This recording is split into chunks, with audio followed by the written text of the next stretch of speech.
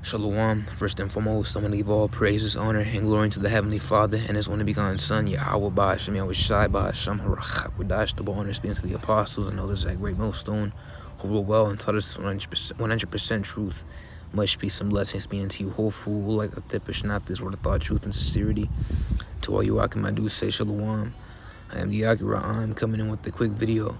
I'm going to entitle Sterling Hills equals holy, superior government. You know, and I was going on a run a while back, and I passed by a neighborhood with the name of Sterling Hills, and started meditating on that name, Sterling Hills. When you look at that word Sterling, it goes back to the word excellence, which is high ranking and superior. And obviously we know hill and mountain refer to government, so superior government referring to the Israelite government, a holy transparent government, which will be ruling very soon in the kingdom after this place goes downhill, man.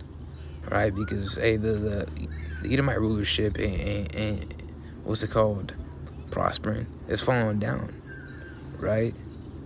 You're way past you're way past your deadline. You're given that extension, but it's over now. You know, so give it props here. We don't know. Very soon, obviously, where all hell will break loose.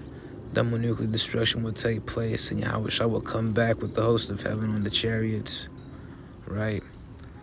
But ultimately that will happen very soon. I want to start off with the book of 2nd Ezra, though, the 6th chapter,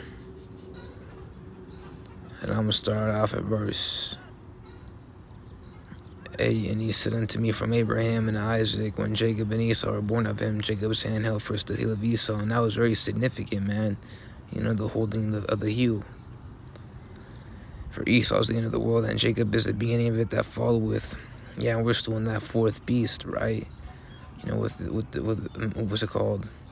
this America extension. You know, that little horn you read about in Daniel the 7th chapter, right? And once this place goes down, and then will be the establishment of a new kingdom, all right, which will be the kingdom of Yahushua, or actually the kingdom of Israel, will also rule alongside with him as joint heirs.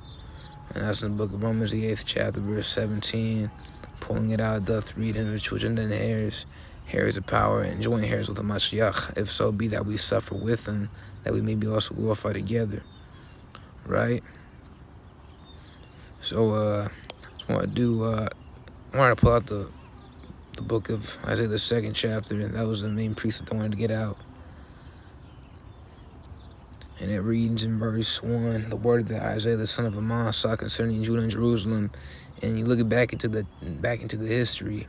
When mistaken, Isaiah was on the scene. During the deportations or exile of Northern Kingdom onto Assyria, right? So, Jerusalem refers to all the 12 tribes, man. And Judah and Jerusalem referring to all Israel. So why would it speak on the future if Northern Kingdom would then later off disappear? Well, because it's referring to the latter times, the kingdom. Well, that's why in Revelation it mentioned the 10 tribes again. They ain't disappeared and mingled with the heathen nations and ceased to exist. No, we're still here, man. You know, and also scattered abroad the other nations. You got speckled birds, which identify the Israelites with the Spirit. The scriptures say, actually, that's back in Romans, the 8th chapter as well. You know, the Spirit beareth witness with our spirit that we are the children of God, man. Right? But it goes on to say, saw concerning Judah and Jerusalem, and referring to Israel, all of Israel, all the 12 tribes in the kingdom. And it shall come to pass in the last days that the mountain of the Lord's house shall be established on the top of the mountains. Again, mountain and hill refer to government. Mountain of the Lord referring to the Israelite government, and we're the people of the Lord. Again, superior government, superior because we're above all people. In Deuteronomy the 7th chapter, verse 6, it does make the mention now, for thou art holy people unto the Lord, special people in him, above all nations on the face of the earth. Roughly paraphrasing it right there, right? Above all means superior. Am I not mistaken, or am I off? You know. So we're above all, and it shall be established on the top of the mountains. We'll be above all nations, man, and it shall be exalted above the hills, and all nations shall flow unto it. Yeah, it shall flow unto us because, they're gonna see our magnificence, magnificence, how we pronounce it. We're gonna have that power, that we're gonna have that name for ourselves, as what's it called, prophesied and promised unto us in Zephaniah the third chapter, verse 19. Or have a name. You look into that word, that Hebrew word sham, and it goes into respect, honor, glory, praise, right? Fame. We're going to have that. A name. Lord, we're those men. If we're those men, Lord will. Zephaniah the third chapter, verse 19. Behold, at that time I will undo all that afflicted, because in this captivity we're afflicted. So that's predominantly the Israelite man. And only the Israelite man for that matter. What's it called? Yeah, because even Eve out here prospering, man. Right? It goes back to the garden with what's it called? Even the serpent. And they be out there backstabbing us, betraying us. And what's it called? They prosper in this kingdom. And yet the Lord will bless them. But not until they get the judgment. They do judgment on this side. So behold, at that time Allah will do all that afflict thee. And I will savor that halteth and gather her that was driven out, and I will get them praise and fame in every land where they have been put to shame. All right? Praise and fame, a name. And we've been put to shame throughout the whole globe as a byword and an astonishment to the heathen nations. And again, we'll be an astonishment to them, but in a righteous way. What's it called? In a positive way. We're gonna be glorified, and they're gonna, worship us, man. Literally, that's what it's gonna be. And you already see a bit of that, with these so-called Christians and whatnot, how they be, recognizing the Apostle Paul and Yahushua, who they so literally call Jesus Christ, and which they portray him as a so-called silly white man. But, really, that goes to show that they still have that recognition for those men, right? And very soon it's going to be emphasized, but everybody will know the truth about them being so-called black men and their true names, man. That it ain't Jesus Christ. Yahushua, he's a so-called black man, right? And they're gonna have all that praise and fame in the kingdom soon. Even we, Lord, will those men. But it goes on to say, at that time Allah will bring you again within the time that I gather you. Yeah, gather us, because we're gonna be scattered abroad. We'll be gathered through the chariots. For I will make you a name and a praise among all people of the earth, where I turn back your captivity before your eyes, saith the Lord.